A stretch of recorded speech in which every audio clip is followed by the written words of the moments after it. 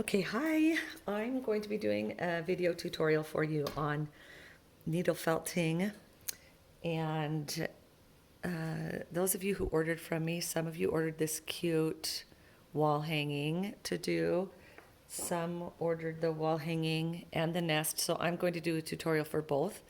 So once I get done with the wall hanging and you're not doing the nest, you can just stop watching at that point. So to just tell you the tools that we're going to be using at the beginning, we are using roving. So roving is sheep's wool that has been usually carded with the tool that the brushes that go like this, and it's been dyed.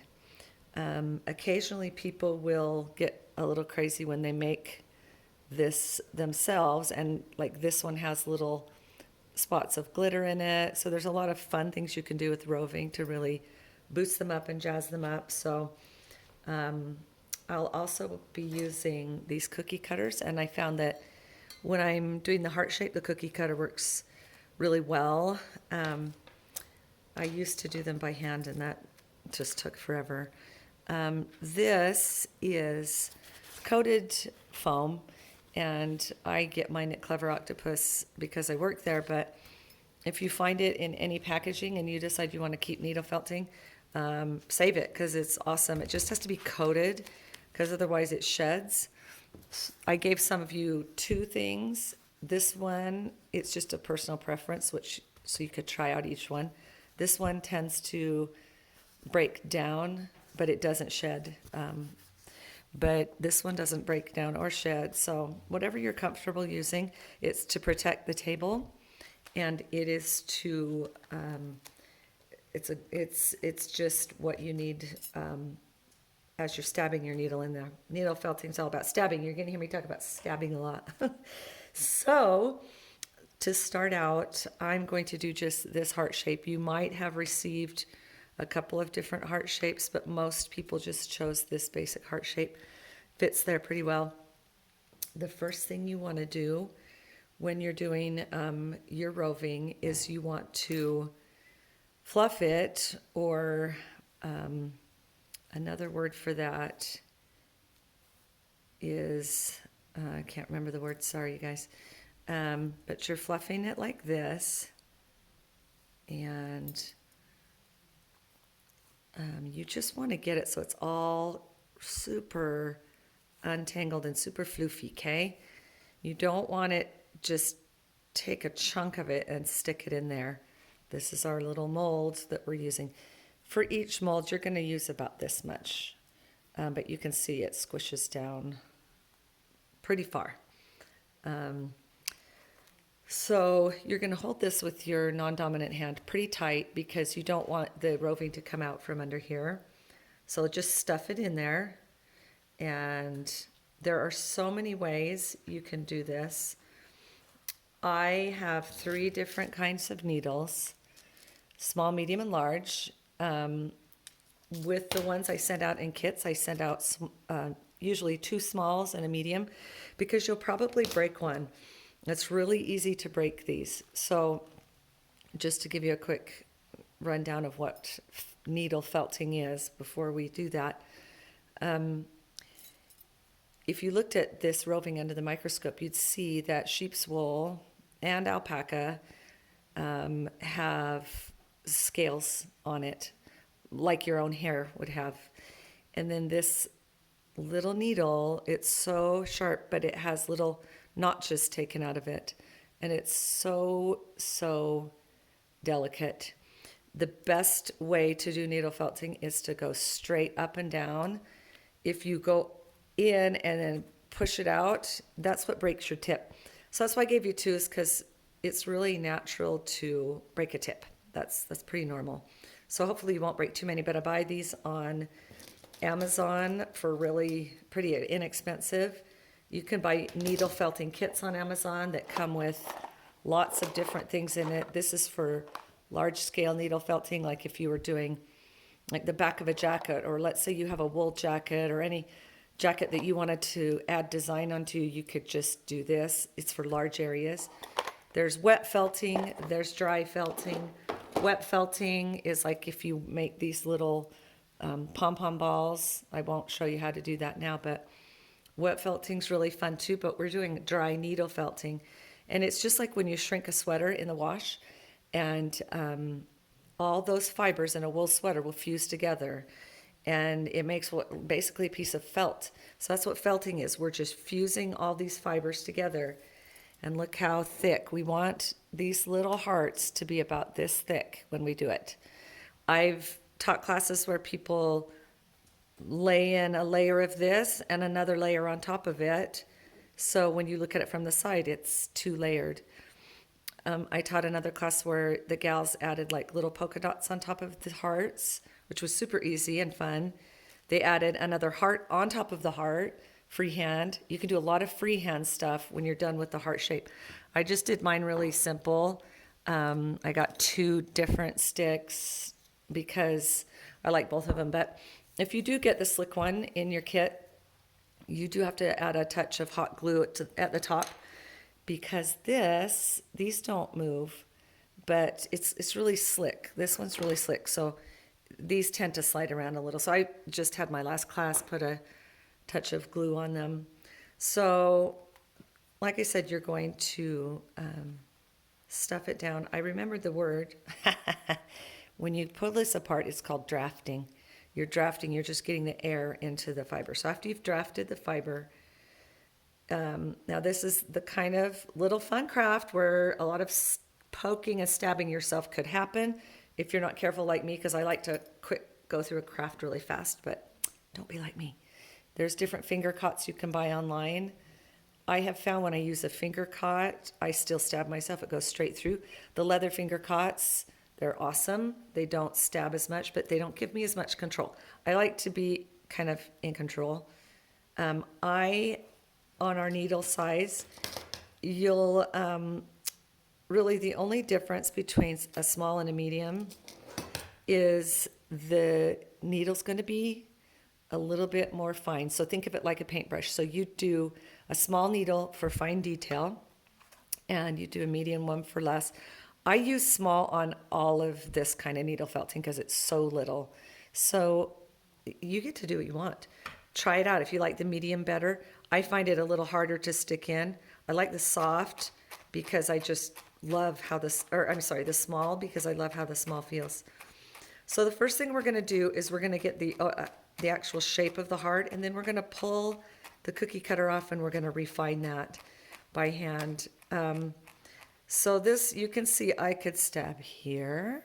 I could stab my finger here. Just be really careful. I like to go around the edges first and then the inside. So just hold that pretty tight.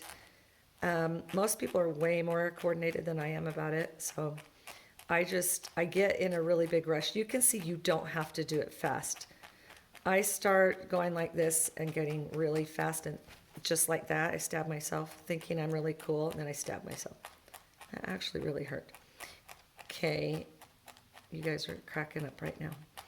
So you're gonna go like this. Okay, so you're gonna keep doing these little, going around and around. Go soft on the edge, don't stab. Don't stab yourself. Super satisfying. Everyone loves this craft.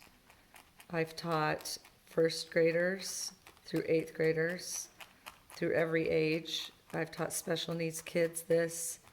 I've taught emotionally, kind of kids with a lot of emotional problems who have special needs this, and they've really loved it. It's really satisfying because you can take out a little bit of aggression. Just don't stab yourself. Okay, I think I'm ready to take this off. So you can see that it's not a perfect heart shape, but we gotta pull it off our foam. And you can see that it's pretty decent, but it's pretty bumpy. It's not quite as together as I want it, so I'm gonna refine this. You can either hold it in your hand to refine it or not. I'm gonna keep it down here. I'm gonna go in the center first and just start really lightly refining that little dent in the heart. I have found that as you're going around the edges, you just need to be gentle. I used to think you had to shove it all the way through, but you don't. You only have to, the notches only go to here. So really that's as far, I mean, again, that's as far as you need to do it. I mean, again, you could really stab yourself on this, but don't. Just be good. And just take your time and refine that. I refine the top, then I flip it over and I refine the back.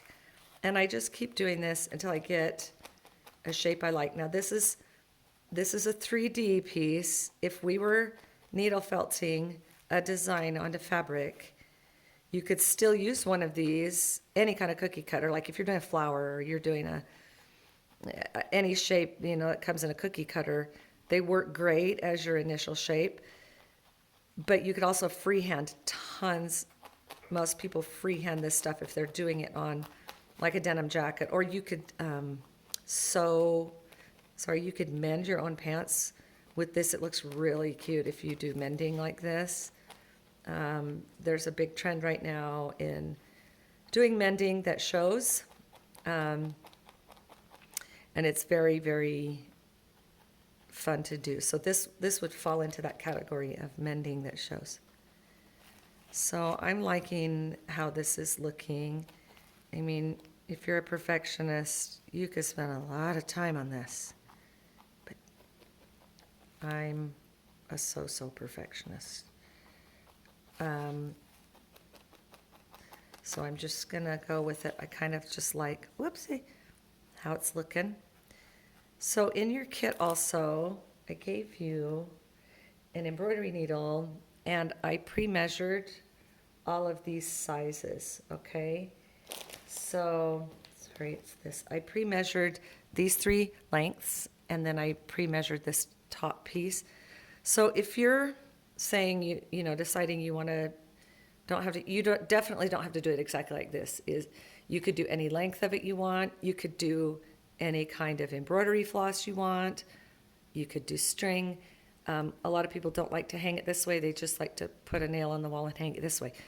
Another thing you can do is crisscross 2 sticks and make a really darling mobile, which of course are hugely popular right now for baby rooms. And that would be like the best cute little shower gift if you did those in, different cute shapes like stars and moons and stuff like that.